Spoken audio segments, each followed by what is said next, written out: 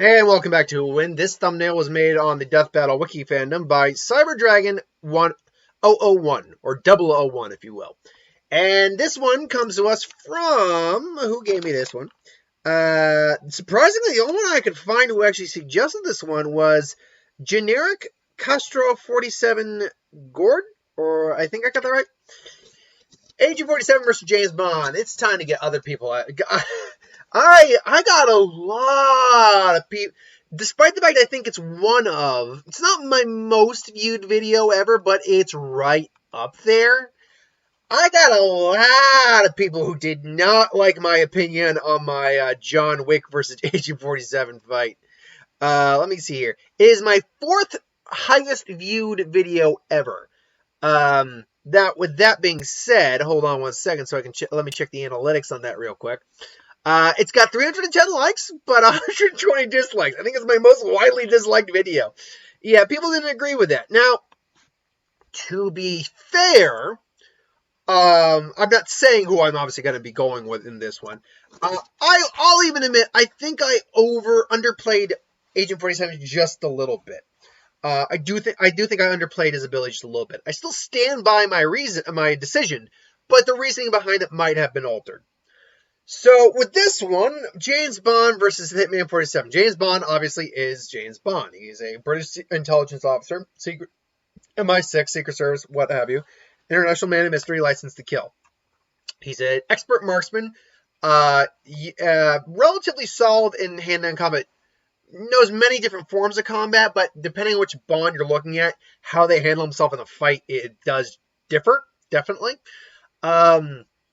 We'll go over all that with each scenario. He can pretty much use most weapons he gets his hand. Bond is very good at improvising when he needs to. He's also very suave and easily able to get out of scenarios.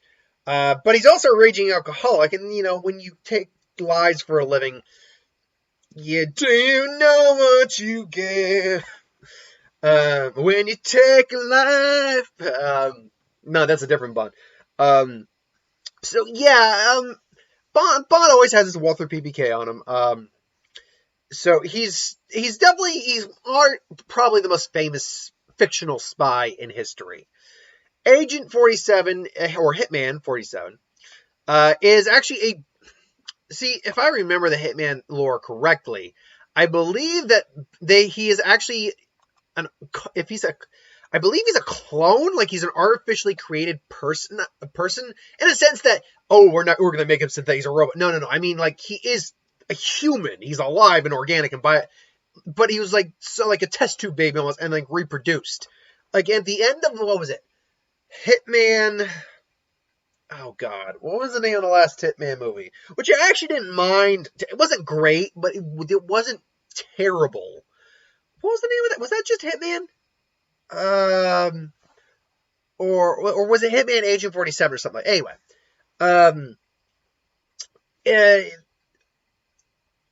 think words here. Yeah, he like at the end of it, at the end of the movie, another version of him showed up to try to take them out, and it's clearly, I believe it was 48. So the 47 is a designated number he has. He's like the 47th like clone or whatever.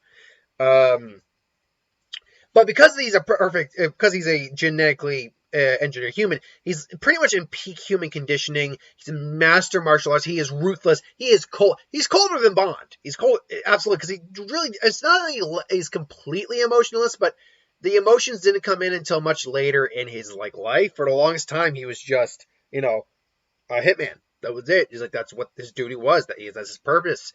He's the dog you send out to fetch. Master of pretty much any weapon he can get his hands on. I believe in the movies, at any rate, he does have some sort of extra sensory thing that goes on. I can't recall that, but yeah, I did like that trailer. So what are you gonna do? You have no gun. No, no, sir. You're stuck in here with me, and you have no gun. No, sir. You're stuck in here with me. You've just given me my gun. He's easily very strategic. Can easily, for a plan on the fly if he needs to. Really, the problem with him, take the movies out of the equation, because honestly, most people don't go to those for references. The problem with Hitman, I find, is not his feats per se or anything like that. It's the fact that he's a video game character. He is only as strong. Take like video game cutscenes out of the equation, which do mean something, because that does go for the overall story and character.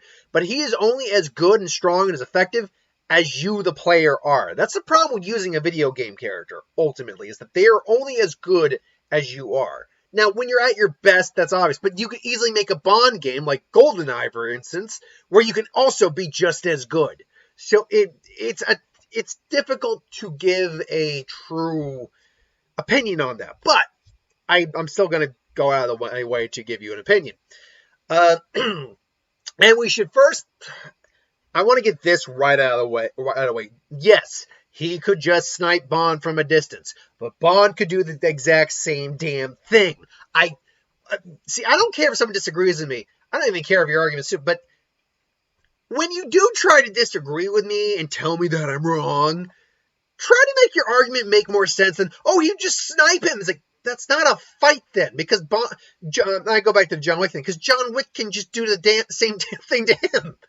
Like, either of these guys could snipe the other one before the other one knows it. That's not the scenario we're looking at. So I'm just being frank with you. It annoys me when people try to argue and their argument makes no sense because you're not backing it up with anything. Anyway, so I'm going to make this actually pretty short and sweet. Against the Sean Connery, Roger Moore, George Lazenby, Timothy Dalton, and Pierce Brosnan Bond, Agent 47 kills them all. And look, it really comes down to the whole hand-to-hand and small weapons combat, basically. Because you got to work them in tandem when you're talking about an actual fight. Let's look over Moore, Connery, and Dalton. Oh, and Lazenby. They're too old school, and they're like, when you think of fighters today, people who can actually defend themselves, there's a lot more there's a lot more fluidity and handling yourself and quick movements and just thinking ahead.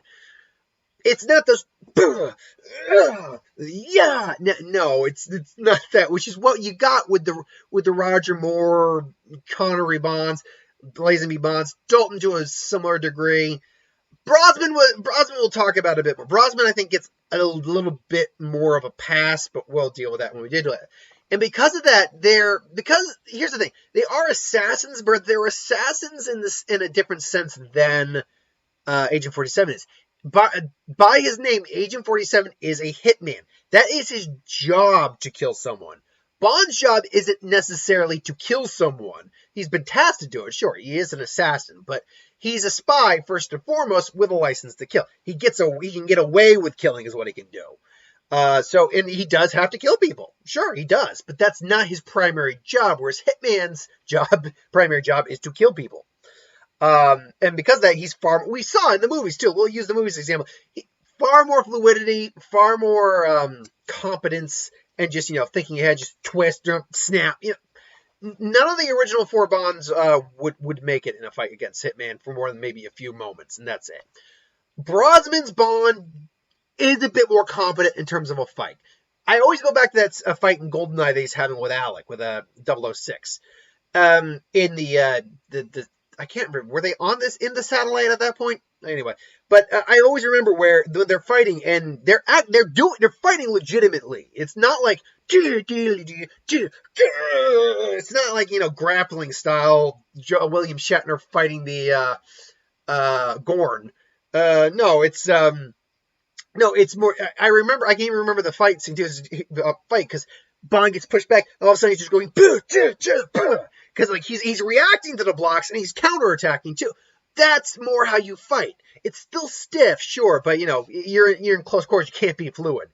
We don't really see much of that type of fighting. We do see him go toe to toe, with General Chang or Moon or whatever, the guy from Die Another Day. We do see him fight hand to hand more often than the previous Bonds, certainly. So this one would probably, it still goes in Agent 47's favor. He's just not Bond is still, by Pierce Brosnan era standards, still not a capable enough fighter to last long in a fight with Agent 47 in my mind, but he could hold his own a little bit better.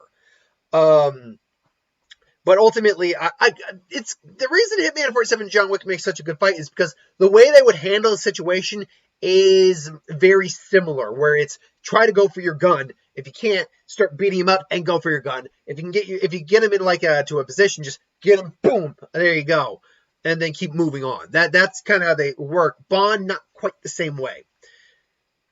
Until you get to Daniel Craig's Bond. Now, Daniel Craig's Bond, I think we can all agree, is probably the most physically capable of all of them, and probably the best fighter among them.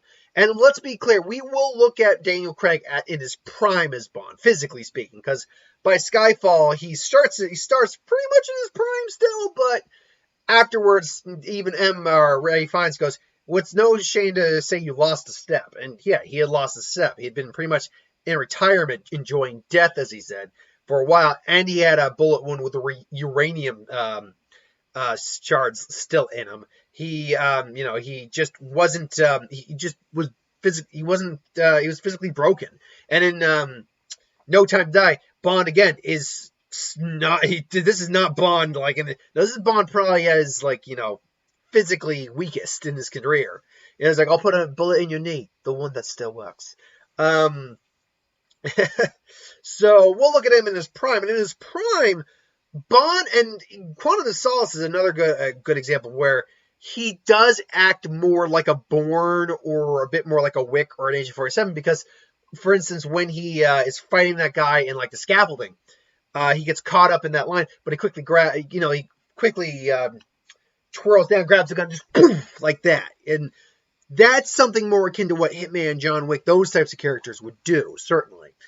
So if this fight happens, now we have a slightly different scenario. I will say this too. Well, Hitman, who doesn't necessarily look in peak physical condition necessarily, is in peak physical condition. Bond was generally like that too. In fact, Bond was a beefier guy in terms of muscle than Hitman 47. And I will say this too. Because he does have emotions, Bond is a bit more mean and edgy than Hitman is cold and calculating, but Bond does have emotions and anger, and those can be beneficial because I think it gives him a stronger will to survive.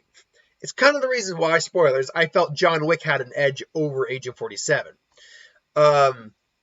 Because unlike Agent 47, who's just cold and calculating and just wants to get the job done, Wick wants to live. So, and similar to this, Bond wants to live, and Bond also is pissed off at this guy. So, the fight starts out, it's a gunfight to a certain degree. Hitman and Bond, get into a scuffle. They lose their guns. They start getting into a fight. And I think it's a lot closer than all the other ones. Bond's able to actually get in there and actually, hit him in the right spots. Hitman doesn't go down easy, though. He can take those hits and keep going to a certain degree. But, Bond is, keeping him from going for his gun. Hitman tries to, choke him out, break his neck, but Bond's doing the exact same thing. So they basically, who's going to give first? And they both kind of separate, coughing a little bit, both crawling towards their weapons. They're both firing, but they can't aim right briefly, and they both miss. So they get into a fight again. Bond, maybe gets a knife, and Hitman brings out a knife, and they're going back and forth. So you get a lot of that back and forth. So the question becomes, who do I think wins between the Daniel Craig Bond and Hitman? Because let's be clear, against all the other Bonds, Hitman wins. Daniel Craig's the only one who has the best shot, I think. And so do I think Daniel Craig's Bond wins the fight? See, this is the question of whether you think cold and calculating with no emotion and no real sense of self-preservation. I mean, he has a sense of self-preservation, sure, but not to the level of someone who actually cares about what happens and wants, has things to do and all that, who's just a mission. Do you think the cold ruthlessness beats out the anger, will to live, and, aggression? I will say it could go either way. This is one of those things where it could go either way. But I will say I will give the slight edge to Bond.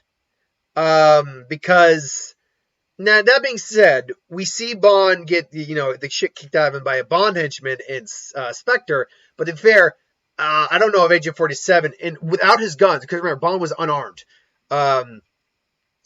Or Bond lost his gun. If Hitman 47 lost his weapon and had to fight Mr. Hinks, I don't know if he'd win. Because it's clear that guy was a hulking beast of a man. Because Dave Bautista, of course he was. But Bond does get his ass kicked a little bit, and I think that's what makes Bond more endearing. I will say the will to survive usually trumps cold, calculating ruthlessness.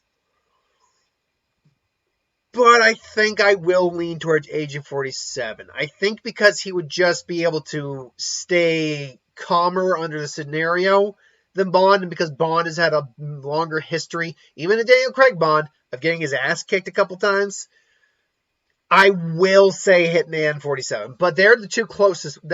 Daniel Craig's is the closest one. It is. And there's definitely a large portion of those scenarios where he would win. I think Hitman 47's, though, edges out those just a little bit. So if you're asking me who I think the winner's going to be, I think it would be Agent 47. But that is just my opinion. Put in the comments below, what is your opinion? Do you think I'm right? Agent 47 wins? I would have loved to have had at least Daniel Craig's Bond win, but I think it would be close, but I do think it'd be 47. But do you think Daniel Craig's Bond could win? Or do you think any of the Bonds could win in theory? Now, let us be clear again. Yes, in theory, this fight could end in an instant with one of them sniping the other from a distance in the head. So, let me rephrase that. Yes, Hitman Agent 47 would just kill Bond by sniping him in the head. Let me go the nerd voice for a quick. Actually, Bond would kill Agent 47 by sniping him in the head. That's not a fight, so that's not the scenario you get. So you don't get to use that excuse, because that's not what we're talking about. And really, if you're talking about versus, that's not a versus. That's just a scenario that could happen. That's just, oh yeah, boo, he shot him. That's not a versus match. Come on, you gotta think here. You gotta think pragmatically here. It's like, come on, pragmatically, I meant. Either way, thank you for watching. Put your ideas or your thoughts in the comments below. As always, you want us to review something, put in the comments below. Let us know. We'll do a review of it at some point. Hit that bell if you want notifications. Like, comment, share, and subscribe. Anything I know on the channel. Give me a request for it. I'll do a review of it at some point. I will actually try to go see, what is it called? All the Little Things or The Little Things? The Denzel Washington movie with Rami Malek and Jared Leto. That looks really good. That looks really good. Now, if I remember correctly, this is one of the movies that is going to HBO Max, but screw it. I want to support my local theaters. I want my theaters to survive, so I will do everything I can to support and keep them going. So I'll the Little Things, by the way. I'll probably give that a chance or give that a shot on Thursday to see if it's available to go see. Actually, I should probably check the show times for Thursday after I'm done with this. So until then, thanks for watching, and I got the Lantern Corps video that's either going to be up before or after this. I haven't done the video yet, but it'll either be up before or after this video. Till then, thanks for watching. Later.